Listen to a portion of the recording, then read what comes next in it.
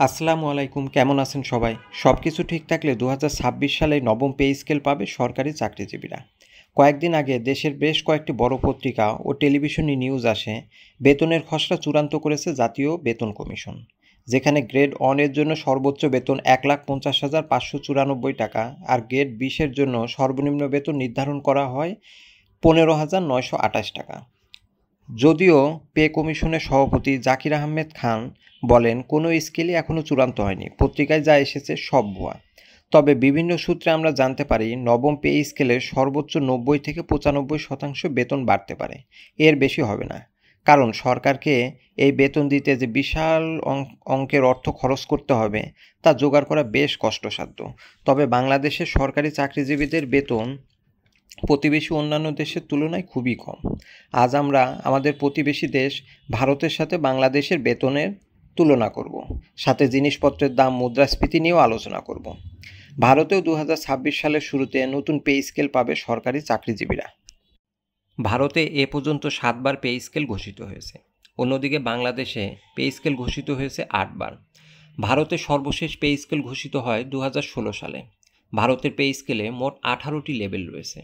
সর্বনিম্ন হচ্ছে লেভেল 1 আর সর্বোচ্চ লেভেল 18। বাংলাদেশের সর্বশেষ পে স্কেল ঘোষিত হয় 2015 সালে। বাংলাদেশের পে স্কেলে মোট 20টি ধাপ রয়েছে, যেখানে সর্বনিম্ন হচ্ছে 20তম গ্রেড আর সর্বোচ্চ প্রথম গ্রেড। ভারতে সর্বনিম্ন গ্রেডে বেসিক 18,000 রুপি। এছাড়া ভারতে dearness allowance, house rent allowance ও ট্রান্সপোর্ট অ্যালোয়েন্স দেওয়া হয়। এটা এক এক শহরের জন্য এক এক রকম। আমরা আমাদের হিসাবের সুবিধার জন্য কলকাতা শহরের হিসাবটাকে বিবেচনা করব। কলকাতাতে ভারতের সর্বনিম্ন গ্রেডে যিনি চাকরি করেন, অর্থাৎ ঝাড়ুদার বা এই টাইপের জব, তাদের বেসিক 18,000 রুপি। সাথে ডিয়ারনেস অ্যালোয়েন্স পায় 9,900 rupee, house rent allowance 4,320 rupee এবং ট্রান্সপোর্ট অ্যালোয়েন্স পায় 5,580 রুপি। সব কিছু মিলিয়ে বেতন পায় 37,800 রুপি। অন্যদিকে বাংলাদেশে 20তম গ্রেডের বেসিক 8,250 টাকা, বাড়ি ভাড়া 5,600, চিকিৎসা ভাতা পায় 1,500 টাকা, এছাড়া যাতায়াত ভাতা 300 টাকা, টিফিন 200 টাকা ও ধোলাই ভাতা 100 টাকা পায়। সব মিলিয়ে বেতন পায় 15,950 টাকা। এটা ঢাকা শহরের জন্য প্রযোজ্য। এখন বর্তমানে 1 রুপি সমান 1.40 টাকা যদি, তাহলে ভারতের সর্বনিম্ন বেতন যেটা 37,800 টাকা, সেটাকে বাংলাদেশি টাকায় রূপান্তর করলে হয় 52,920 টাকা। অন্যদিকে বাংলাদেশের সর্বনিম্ন বেতন তো 15,950 টাকা। সুতরাং বাংলাদেশের সর্বনিম্ন গ্রেডে যিনি চাকরি করেন তার আর ভারতের সর্বনিম্ন গ্রেডে যিনি চাকরি করেন, দুইজনের বেতনের পার্থক্য বাংলাদেশি টাকায় প্রায় 36,970 টাকা। এজন্য আমরা প্রায় দেখি ভারতে ঝাড়ুদার বা সুইপার পদে পিএইচডি হোল্ডার পর্যন্ত আবেদন করে।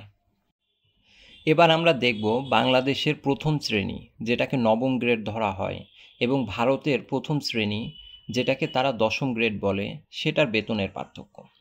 ভারতে প্রথম শ্রেণীর একজন কর্মকর্তার বেসিক 56,000 রুপি, ডিয়ারনেস অ্যালোয়েন্স পায় 28,050 রুপি, এছাড়া হাউস রেন্ট অ্যালোয়েন্স 15,147 রুপি আর ট্রান্সপোর্ট অ্যালোয়েন্স 10,800 রুপি। অর্থাৎ সব কিছু মিলিয়ে বেতন পায় 1,09,997 রুপি। এটাও কলকাতা শহরের জন্য। অন্যদিকে বাংলাদেশে একজন প্রথম শ্রেণীর কর্মকর্তার বেসিক 22,000 টাকা, বাড়ি ভাড়া ঢাকা শহরে পায় 12,100 টাকা, যেটা বেসিকের 55% ধরে। চিকিৎসা ভাতা পায় 1,500 টাকা, অর্থাৎ সব মিলিয়ে 35,600 টাকার মতো পায়। এখন 1 রুপি সমান যদি 1 টাকা 40 পয়সা ধরি, তাহলে ভারতে প্রথম শ্রেণীর একজন কর্মকর্তার বেতন হয় বাংলাদেশি টাকায় 1,53,995 টাকা। অন্যদিকে বাংলাদেশে 35,600 টাকা। সুতরাং দুই দেশের প্রথম শ্রেণীর কর্মকর্তাদের বেতনের পার্থক্য প্রায় 1,18,395 টাকা, যার জন্য ভারতের সরকারি চাকরিজীবীদের মধ্যে ঘুষ খাওয়ার প্রবণতা কম।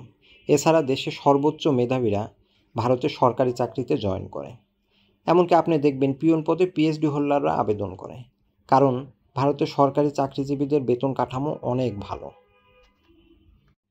এখন আমরা দুই দেশের দামের যদি বিবেচনা করি তাহলে দেখব ভারতে 1 কেজি চালের দাম 40 থেকে 50 রুপি, অর্থাৎ বাংলাদেশি 55 থেকে 70 টাকা। বাংলাদেশে 1 কেজি চালের দাম 60 থেকে 85 টাকা। ভারতে 1 হালি ডিমের দাম 24 রুপি, অর্থাৎ বাংলাদেশি টাকায় 34 টাকা। অন্যদিকে বাংলাদেশে 1 হালি ডিমের দাম 45 টাকা। ভারতে পেট্রোলের দাম বর্তমানে 92 রুপি, অর্থাৎ 128 বাংলাদেশি টাকা, আর বাংলাদেশে 118 টাকা লিটার। 100 রুপি সমান $1.14। অন্যদিকে বাংলাদেশে 100 বাংলাদেশি টাকা সমান হচ্ছে $0.82। তার মানে দেখা যাচ্ছে বাংলাদেশের তুলনায় ভারতে জিনিসপত্রের দাম সস্তা। বাংলাদেশে জিনিসপত্রের দামও বেশি, আবার চাকরিজীবীদের বেতনও অনেক কম। তার মানে কতটা কষ্টার্জিত জীবনযাপন করে বাংলাদেশের সরকারি চাকরিজীবীরা, তা এখান থেকে আমরা দেখতে পাই। এখন আমরা দেখি বাংলাদেশের মুদ্রাস্ফীতি দক্ষিণ এশিয়ার অন্যান্য দেশের তুলনায় কত তা। সেপ্টেম্বর শেষে বাংলাদেশের মুদ্রাস্ফীতি 8.36%। অন্যদিকে আমাদের প্রতিবেশী দেশ ভারতের মুদ্রাস্ফীতি 2.7%, পাকিস্তানের 5.6%, শ্রীলঙ্কায় 1.5%, নেপালে 1.68%, আর মালদ্বীপে 4.6%। তার মানে দক্ষিণ এশিয়ার অন্যান্য দেশের তুলনায় বাংলাদেশের মুদ্রাস্ফীতি অনেক বেশি। সুতরাং সরকারের কাছে আমাদের দাবি থাকবে, সরকার মুদ্রাস্ফীতি বিবেচনায় নিয়ে দক্ষিণ এশিয়ার অন্যান্য দেশের সাথে সামঞ্জস্যপূর্ণ একটা পে স্কেল ঘোষণা করবে, যেন বাংলাদেশের সরকারি চাকরিজীবীরা দক্ষিণ এশিয়ার অন্যান্য দেশে তারা যেভাবে বাস করে সেভাবে বাস করতে পারে। কারণ বাংলাদেশের সরকারি চাকরিজীবীদের বেতন দক্ষিণ এশিয়ার অন্যান্য দেশের তুলনায় অনেক কম, যার ফলে বাংলাদেশের মেধাবীদের একটা বড় অংশ বিদেশে চলে যাচ্ছে সরকারি চাকরিতে না এসে।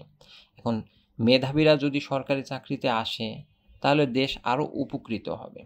এছাড়া বর্তমানে যারা বাংলাদেশে সরকারি চাকরি করছে তারা খুবই মানবতর জীবনযাপন করছে, কারণ 2015 পরে আর বেতন বাড়েনি।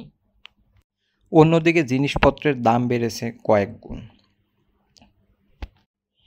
তাই আমরা বিভিন্ন পত্রিকা মারফত যে শুনতে পাচ্ছি সর্বনিম্ন বেতন 15 বা 17 মতন হবে, আশা করি সরকার এটাকে কমপক্ষে 25 থেকে 30 হাজারে নিয়ে যাবে। কারণ এর চেয়ে কম বেতন হলে আসলে একটা পরিবার ভরণ পোষণ করা অসম্ভব একটা ব্যাপার। তাছাড়া এবার পে স্কেল দিলে আগামী 5 বা 7 বছর যে আর নতুন করে পে স্কেল পাওয়া যাবে না, এটা বোঝাই যাচ্ছে। কাজে আগামী 5-7 বছর যদি নতুন পে স্কেল না পাওয়া যায়, সেক্ষেত্রে 3 বা 4 বছর পরে সর্বনিম্ন বেতন যেটা 15,000 রয়েছে, সেই গ্রেডের লোকজনদের পরিবার চালানো খুবই কষ্টকর হয়ে যাবে। তাই সরকার সব কিছু বিবেচনায় নিয়ে একটা গ্রহণযোগ্য পে স্কেল ঘোষণা করবে এবং সবার মুখে হাসি ফুটাবে, এটাই আমরা কামনা করি। আজ এ পর্যন্তই, সবাই ভালো থাকবেন।